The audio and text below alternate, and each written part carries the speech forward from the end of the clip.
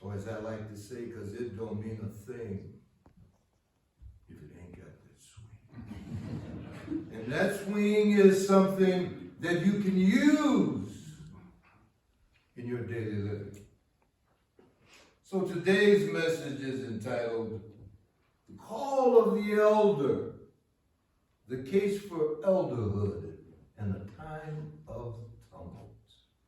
Times like these, times of uncertainty and upheaval, I believe they kind of draw out and call upon the elder and the sage that lives in every heart in this place. Digress, because you know no one in this place has a soul. I checked all y'all with my scanner coming in. No one here has a soul. You don't have a soul, you are a soul. You can have a headache. You have a big RV, you take it out on the road for 2 months. It's really little. A little one. You can have a lot of things. I would deposit for your consideration, you don't have a soul.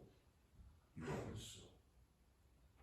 In many of the old wisdom traditions, they say that elders have one foot right here, planted in solid ground, focused on survival. And that other one in the great imagination. That elder archetype becomes a source of vision and imagination.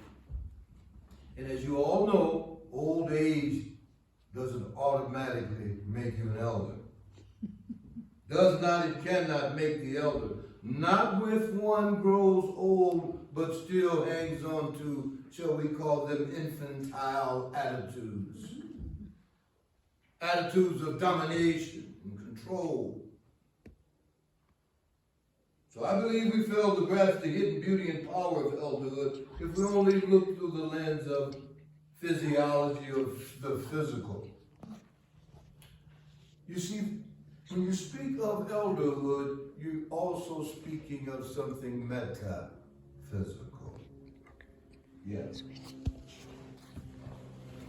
There is something spiritual, dare I say transcendent, that takes place and is required.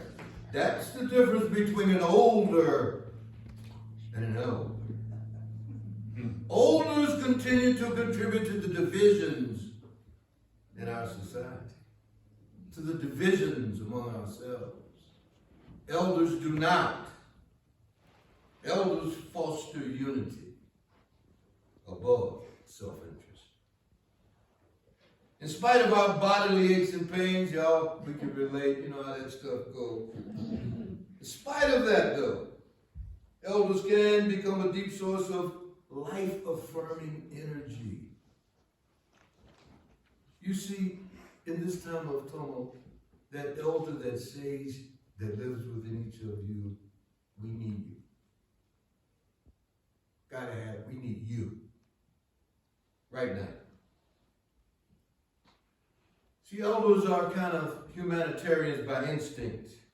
Because they've seen what it looks like when, dare I say, stuff hits the road. And they've also witnessed the awakening of recommitment and renewal, like we are facing today in this time of tumult. There's so much fill-in-the-blank pain, and yet so much opportunity for renewal. So to me, an elder is a change maker, someone who can lead by example and who is inspiring. You see, elders open up a door that reflects you back at you. Elders open up that door that reflects you back at you. An elder listens to everyone, even them. Whoever you're with, even them. Yeah, them. An elder listens to everyone. An elder provides an independent voice that can speak out and challenge injustice and break taboos. Earlier this week, my friend Tico and I were in the process of setting up his we were setting up the blow up mattress thing, and he said something to me like, as we were trying to get plugs and get it right and stuff. You know, the body kind of don't move like it used to move. And I said, you telling me? So that comes with that old, just the body. The body fades, for sure. But note this, I want you to note this, what I offer what your goal might be as an elder is to die young, as old as possible. But to die young, as old as possible. Y'all feel me, y'all feel me. So our body will fade with age, but our goal again is to die young as late as possible, remaining spiritually vital and morally awake. But it's tough, because you all and we all live in the land of new and improved. New and improved. Anything good is new and improved. And on sale right now for 40% off. Because I argue that our American culture constantly mocks the value of maturity. Mocks maturity. I've got a friend, Reverend Tom Owentold, who tells a story when a group of seniors and elders were visiting Washington, D.C., and a young senator's aide was taking them around the tour and sharing the legislative process, giving them the ins and outs and speaking to them in those one-syllable kind of words and all of that. And finally, the tour guide turns to the old folks and says, so, what did you used to be? What did you used to be? And folks said, I was a nurse. I was a teacher. I was a college professor. I was a mechanic. Yeah, you feel me? Yeah. But we've said that I was of course, the elder in the group said, whoa, wait a minute. Only 2 words. I am. I am. I am.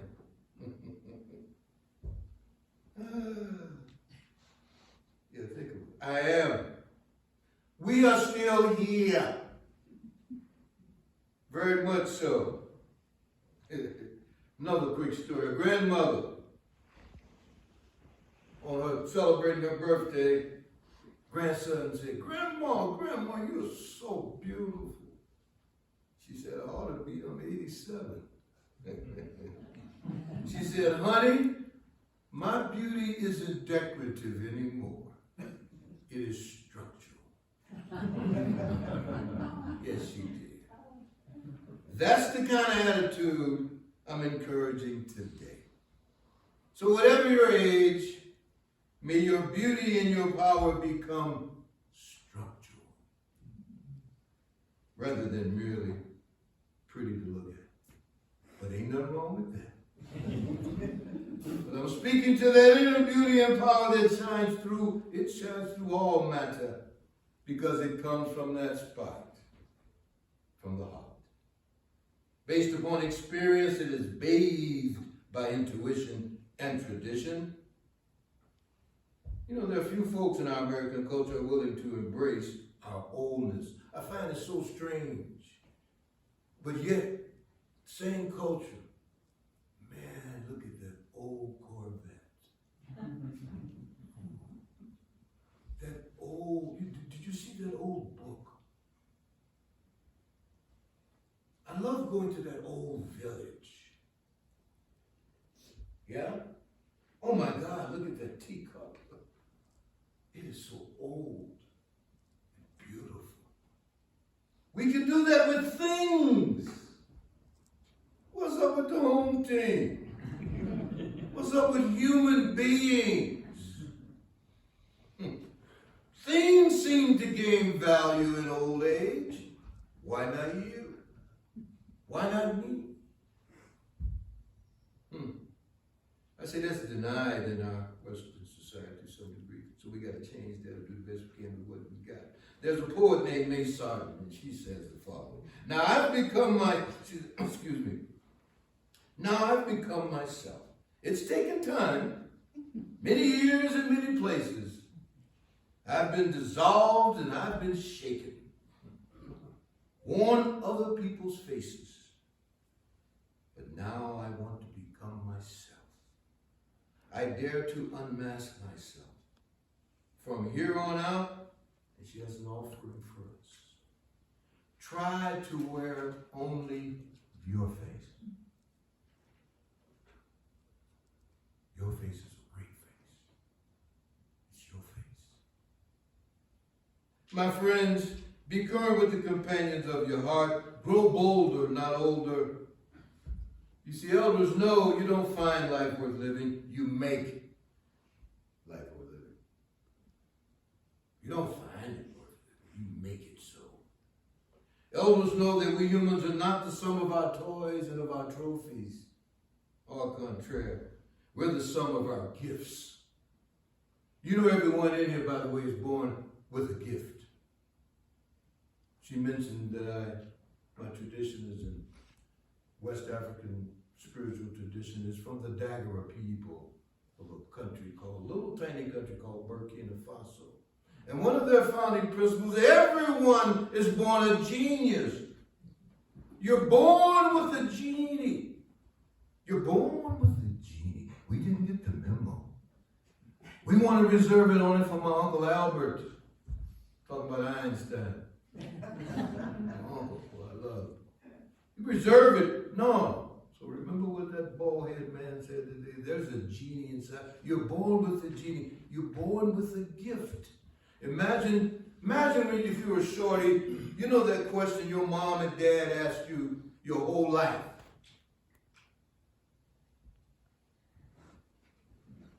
What you gonna be when you grow up? What you gonna be when you grow up? That means I'm not anything now?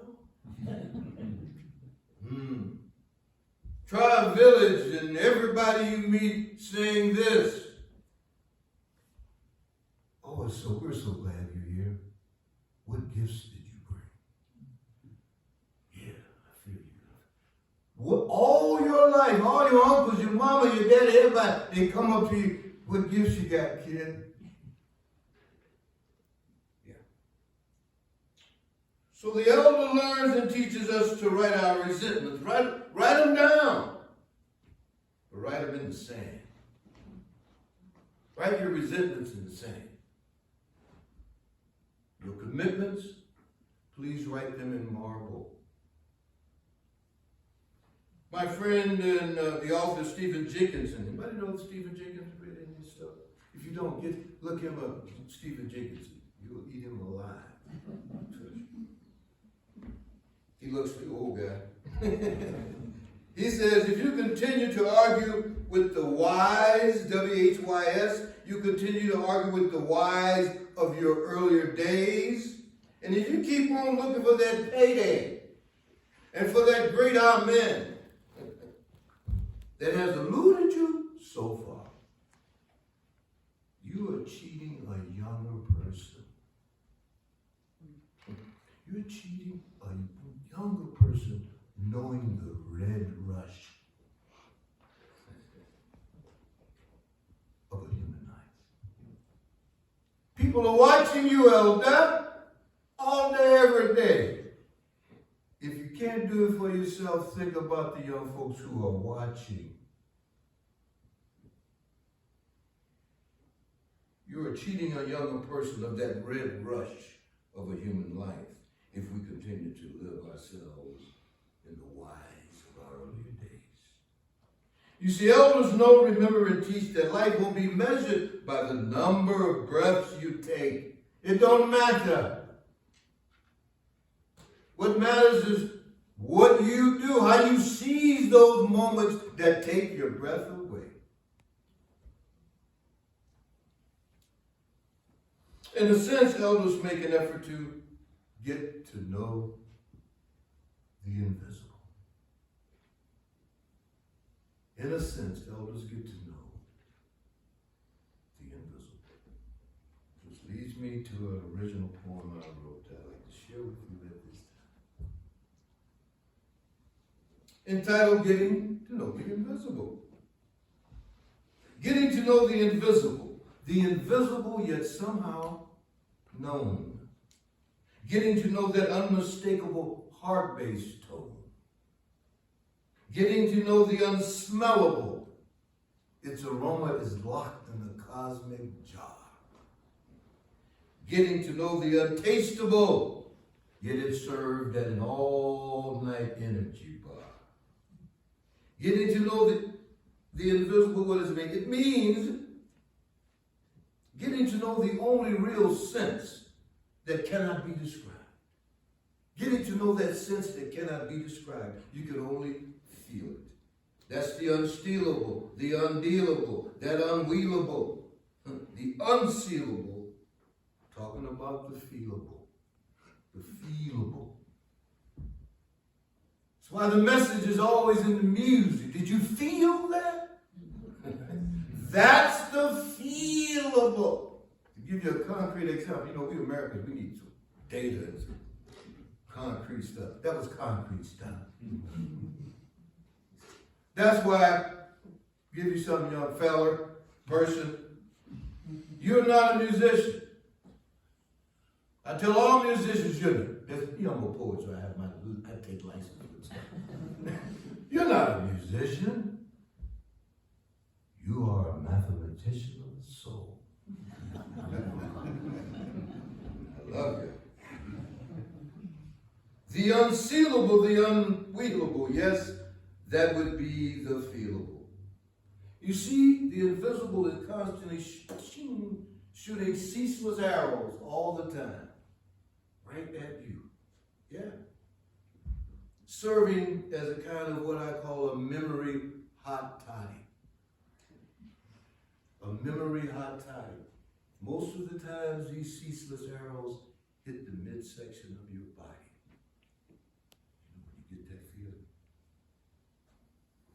These are knowing reminders that usually arrive in the midsection of your body. They're sometimes huge, but sometimes small in size. It's just the invisible touching base, asking to be recognized. Getting to know the invisible means trusting your gut. Getting to know the invisible is the slice without the gut. Full loaf, body, mind filling, replacing fear with willing. Trust erases stealing. Love gets top billing. Now, showing up sometimes, and for my beloved, a whole lot of times dressed up like a dream. With a head full of pure steam, remember, it is never, ever what it seemed. Never, Daphne, never. So I close my eyes to begin some redeem. I realized I'd been hypnotized. You see, my umbilical to the invisible had been cut, had been unrecognized, but no more. Now I'm voting for full recognition, relying on intuition, on meditation, eyes wide shut. Just takes concentration. So I ask you to welcome those ceaseless arrows into your body, into your soul. It's just the invisible calling, gifting you your elder gold.